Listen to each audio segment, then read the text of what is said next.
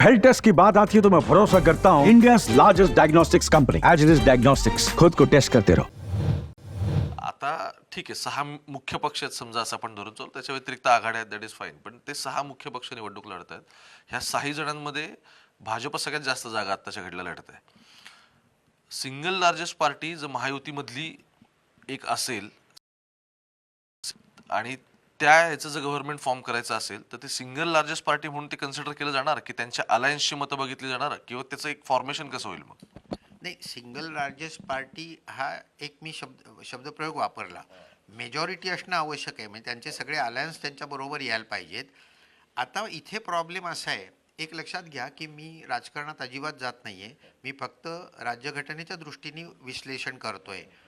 आता राज्यघटनेचं महत्त्व गेल्या काही दिवसात बरेच लोक सांगत आहेत की आम्ही कसं राज्यघटनेचं संरक्षण करतो आहे. अगदी 2 नुकतीच घडलेली उदाहरणं द्यायची झाली तर मोदी ज्यावेळी पार्लमेंटमध्ये गेले त्यावेळी ते भाषणाच्या आधी जाऊन ते डेकोरेटिव्ह एडिशन जी ठेवलेली आहे राज्यघटनेची ती उचलून डोक्याला लावली आणि सांगितलं की यापुढे हा धर्मग्रंथ आहे भारताचा, गीता नाही, कुराण नाही, बायबल नाही, हा धर्मग्रंथ आहे असं त्यांनी सांगितलं.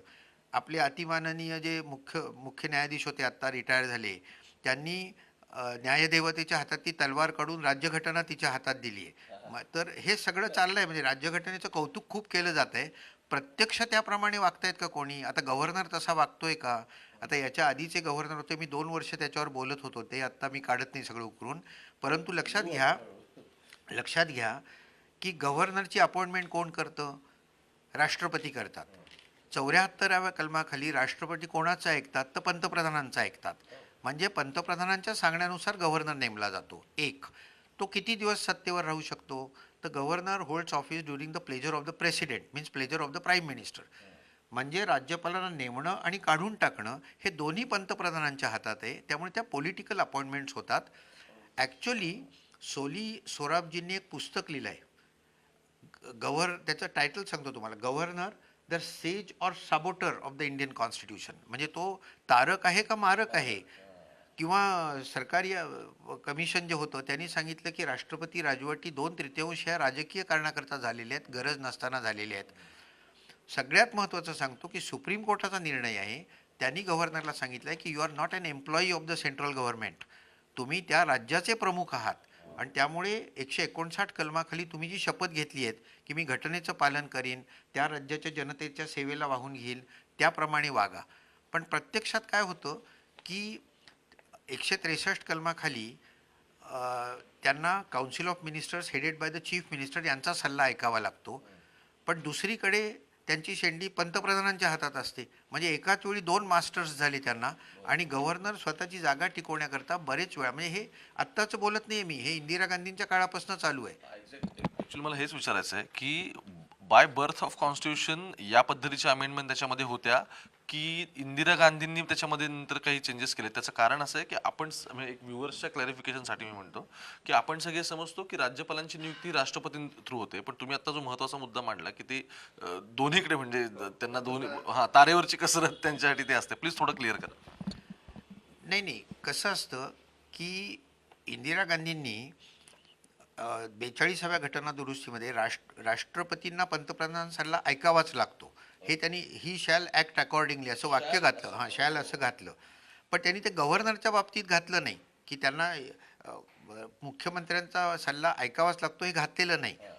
आता होतं काय की there shall be a council of ministers with the chief minister at the head to aid and advise the governor. त्यांनी वागायला पाहिजे तसं. पण याला एक अपवाद आहे, तो म्हणजे डिस्क्रेशन. म्हणजे राज्यपालांना स्वतःच्या सत्सद विवेक बुद्धीप्रमाणे काही ठिकाणी निर्णय घेता येतात. पण ती नेहमी लोक चुका करतात की ती कॉन्स्टिट्यूशनल डिस्क्रिशन आहे, ती पर्सनल डिस्क्रिशन नाही आहे. आणि मग काय आहे, मी मुद्दा करतो तुमच्या लोकांकरता की हे शेजारचं एखादं युनियन टेरिटरी त्या गव्हर्नरकडे असेल तर त्याचा कारभार करताना या मुख्यमंत्र्यांचा ऐकावं लागत नाही. किंवा राष्ट्रपती राजवटीची शिफारस करायची असेल राष्ट्रपतींकडे तर चीफ मिनिस्टरला विचारावं लागत नाही. किंवा एखादं बिल राष्ट्रपतींकरता रिझर्व ठेवायचं का, 200 कलमाखाली ते आहे, ते गव्हर्नरला करता येतं.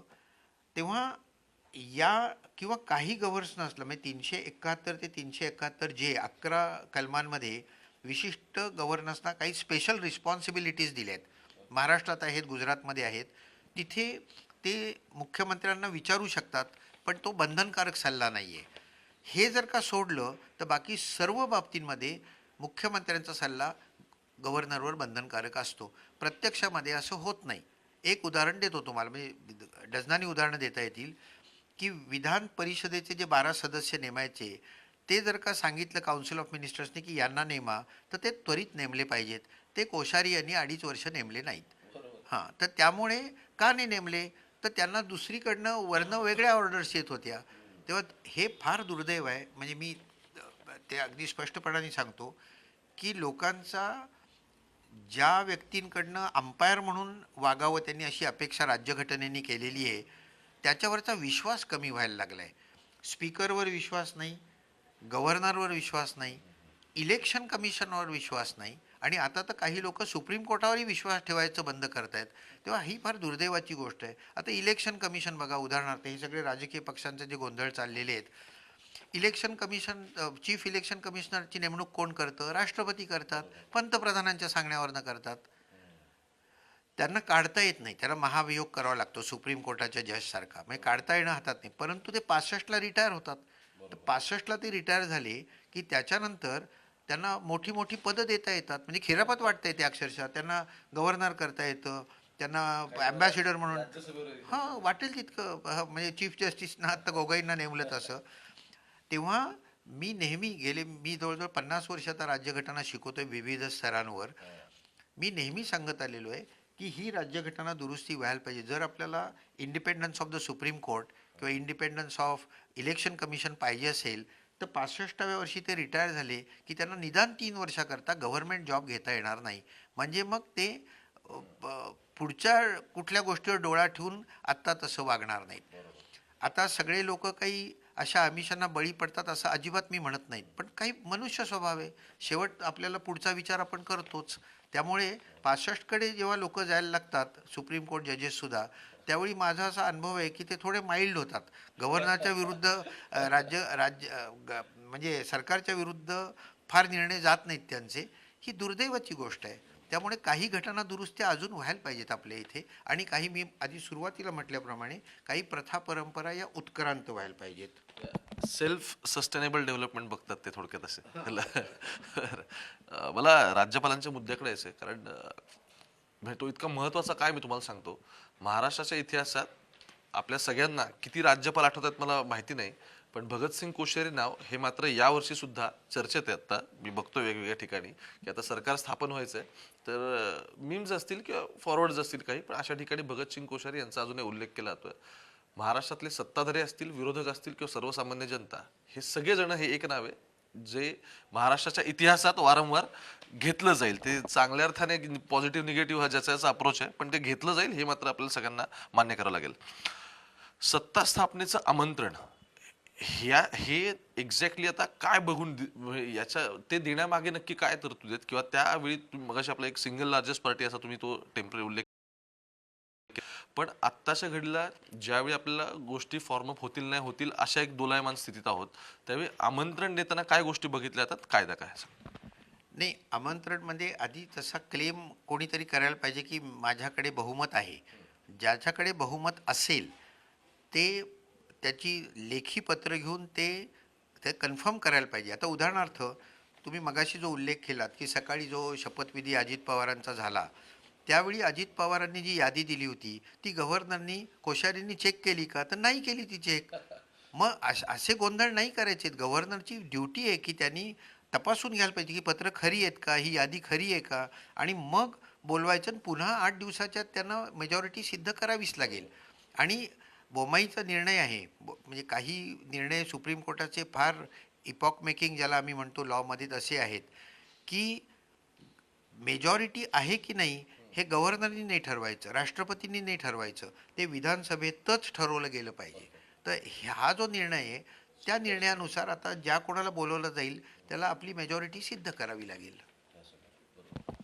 यानंतर परत मग स्पीकरचा रोल येईल या सगळ्यामध्ये. म्हणजे आता आपला जर स्पीकरचा रोल आता या सगळ्या ह्याच्यात पाहिला आपण, तर त्याच्यावरती सुद्धा तुम्ही पण मधल्या काळात प्रश्नचिन्ह उपस्थित केलेलं होतं. जसं तुम्ही आता म्हटले की आधी आमंत्रण देणं, तिथून पुढे त्यांना सत्ता स्थापनेचा दावा करणं आणि मग स्वतःची मेजॉरिटी प्रूव्ह करणं. स्पीकरने एकतर ते ठीक आहे, आता पार्टीचा राजीनामा कोणी देत नाहीत आपल्याकडे, हे तर आता म्हणजे ते पटोले काय असतील किंवा आता काय नार्वेकर असतील, हे सगळे सेमच आपल्याकडे म्हणजे चुकीचे पायंडे आपल्याकडे पडतात कायद्यानुसार असं दिसतंय. पण सत्ता स्थापनेच्या दाव्याची प्रोसिजर नक्की काय कशी असेल, त्यामध्ये कोणत्या गोष्टी येतील, इस्पेशली त्यावेळी जेव्हा दोन पक्ष फुटलेले आहेत, त्यांची स्वतःची एक आयडेंटिटी त्यांना इलेक्शन कमिशनने किंवा म्हणजे अगदी स्पीकरने पण शेवटी मान्यच केलं की यांचा हा पूर्ण लार्जेस्ट पार्टी आहे ते, त्यावेळी ती प्रोसिजर कशी असेल? नाही, कसं असतं, पक्षची रेकग्निशन जी आहे ते देण्याचा पूर्ण अधिकार हा इलेक्शन कमिशनला असतो. म्हणजे राज्यघटनेच्या 324 कलमाखाली आणि representation of the people act 1951च्या 29A खाली एखादा पक्षाची रेकग्निशन ही इलेक्शन कमिशन देत असतं. आत्ता या क्षणाला असं आहे की म्हणजे अजित पवारांचा पक्ष जो आहे तो एक आणि शरद पवारांचा पक्ष आहे तो एक, हे दोन वेगळे पक्ष आहेत आत्ता या क्षणाला. मला हाच प्रश्न विचारला गेला होता की ते दोघं एकत्र आले आणि त्यांनी सांगितलं की आमचा एकच पक्ष आहे, आत्ता एकच, काय होईल? तर तसं त्यांना ते त्यांच्या हातात नाही आहे. त्यांना पुन्हा इलेक्शन कमिशनकडे अप्लाय करावं लागेल की आमच्या दोघांचा एक पक्ष आहे, आम्हाला एक पक्ष म्हणून डिक्लेअर करा, नवीन चिन्ह द्या, जे काय पाहिजे असेल ते. या क्षणाला त्यांचा हा अधिकारच नाही, हा पूर्णपणे इलेक्शन कमिशनचा अधिकार आहे. आणि मी तुम्हाला सांगितलं तसं की इलेक्शन कमिशननी एखादा पक्ष फुटला, समजा जसं आत्ता शरद पवारांचा पक्ष फुटला, तर कुठला पक्ष खरा हे ठरवताना ऑर्गनायझेशनल पक्षमध्ये कोणाची मेजॉरिटी आहे, लेजिस्लेटिव्ह पार्टीमध्ये कोणाची मेजॉरिटी आहे, त्याच्या घटनेप्रमाणे कोण चालतं, या सगळ्याचा विचार करून उत्तर द्यायचं असतं. आपल्या इलेक्शन कमिशननी फक्त लेजिस्लेचरमध्ये कोणाचे मेंबर जास्त आहे त्याचा विचार करून अजित पवारांना ती दिली.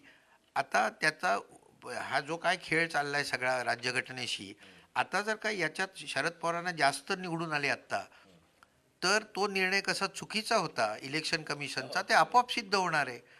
आपोआप सिद्ध होणार आहे. म्हणजे तुम्ही पार्शली वागलात, कारण तुमची नेमणूक पंतप्रधानांनी केलेली आहे. 65 नंतर तुम्हाला पंतप्रधान चांगली जागा देऊ शकतात, तेव्हा तुम्ही पक्षाचा विचार करून जर का करत असाल, हे अत्यंत दुर्दैवी आहे. शेषन हा एकमेव याला अपवाद धरायचा, कारण त्यांनी पंतप्रधानांना एकदा नरसिंहरावांनी सांगितलं अमुक अमुक तारखांना तुम्ही इलेक्शन घ्या. शेषन म्हणाले हा तुमचा अधिकारच नाही पंतप्रधानांचा, मी ठरवणार कुठल्या तारखांना इलेक्शन घ्यायचं ते. पंतप्रधानांना असं सांगणारे माझ्या माहितीप्रमाणे एकच इलेक्शन कमिशनर होते, बाकी सर्व इलेक्शन कमिशनर हे कन्सल्ट करून तारखा ठरवतात, असं व्यक्तिगत माझं फ्रॉम अँड आउटसाईड मत आहे. आय गेस ते वाक्य फार फेमस आहे की he used to have politicians in breakfast. नाही, आता हे जजेसचं सुद्धा बघा, आता हे अँटी डिफेक्शन लॉचं जे सगळं झालं, याच्यामध्ये चंद्रचूड साहेबांनी बरोबर सांगितलं की डिस्क्वालिफाय झालं की नाही हे स्पीकरनी ठरवायचं असतं. पण ते बरोबर सगळं सांगत आले आणि शेवट त्यांनी त्याच्यात इतके लूपहोल्स ठेवले, पळवाटा ठेवल्या. किती वेळात द्यायचं? नार्वेकर 6 महिने काहीच करेनात. रिझनेबल टाईम म्हटलं तर रिझनेबल ते कुठलीही लॉची डिक्शनरी तुम्ही उघडा, रिझनेबल टाईम म्हणजे 3 नाही. दुसरी गोष्ट, स्टेटस को अँटीचं इंटरप्रिटेशन माझ्या मते त्यांनी चुकीचं केलं. आणि सगळ्यात महत्त्वाचं म्हणजे राज्यघटनेचं final interpreter is the supreme court of India. तर डिस्क्वालिफिकेशन 2/3 एकाच वेळी जर का बाहेर पडले तर ते वाचतात. शिंदे फक्त 16च लोक पहिल्यांदा बाहेर पडले होते, त्यामुळे ते तिथेच डिस्क्वालिफाय होतात. तर एकाच वेळी 2/3 बाहेर पडायला पाहिजे हा जो अर्थ आहे हा त्यांनी लावलाच नाही. त्याचा फायदा पुढे स्पीकरनी घेतला की सुप्रीम कोर्टाने याचं स्पष्टीकरण दिलेलं नाही. तेव्हा खुद्द सुप्रीम कोर्टाने सुद्धा याच्यामध्ये अनेक पळवाटा ठेवल्या. दुर्दैवाची गोष्ट अशी आहे की ज्यावेळी हा कायदा आपला झाला अँटी डिफेक्शन लॉ 85 साली 52वी घटना दुरुस्ती करून, त्यावेळी या पक्षांतरामुळे लोकशाही धोक्यात येते, पक्षांतरं होऊ नयेत म्हणून हा कायदा केला. म्हणजे तो बळकट करण्याची जबाबदारी राजकीय पक्षांवर होती. त्याच्याऐवजी त्यातनं पळवाटा कशा काढायच्या याचाच विचार जास्त झाला. आणि याला जजेस नुसते मी दोषी धरत नाही, वकील पण दोषी असतात या सगळ्यामध्ये, राजकारणी लोक पण दोषी असतात. आता देशाचा विचार करूनच वकिलांनी आर्ग्युमेंट करायला पाहिजे. जसं इंदिरा गांधींनी आणीबाणी निर्माण केली, ती अंतर्गत म्हणजे 75 सालच्या आणीबाणीबद्दल बोलतोय मी. तर नानी पालखीवाल्यांनी सांगितलं मी आता तुमची केस घेणार नाही, कारण तुम्ही देशाच्या दृष्टीने अयोग्य कृत्य केलेत. किंवा फली नरिमननी राजीनामा दिला सॉलिसिटर जनरल पदाचा. ते म्हणाले आता नाही मी तुमच्या हाताखाली काम करणार. असे ॲडव्होकेट असे तर ज्यांच्याकडनं पैसे घेतात त्यांच्याकरता वाटेल तशी ही जी घटना आहे त्याचं मोडतोड करायला ते तयार असतात. हे दुर्दैव आहे आपलं.